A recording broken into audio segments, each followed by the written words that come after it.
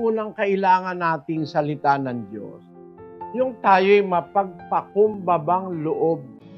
Inaalis nito ang kayabangan, yung parang tiwala ka lagi sa sarili mo, mataas ang pagkakilala mo sa sarili mo, you are better than other persons.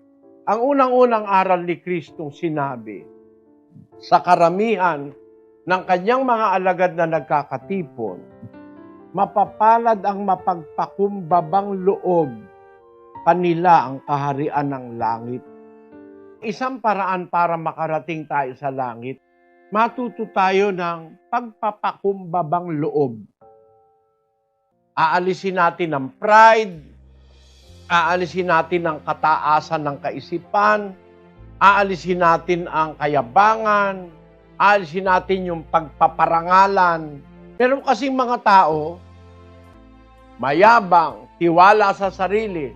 Basahin natin ang unang Juan 2:16. Sapagkat ang lahat na nanga sa sanglibutan, ang masamang pita ng laman, at ang masamang pita ng mga mata, at ang kapalaluan sa buhay ay hindi mula sa Ama, kundi sa sanglibutan. Hindi mula sa Ama yan, yung kapalaluan sa buhay, maging mapagpakumbabang loob tayo.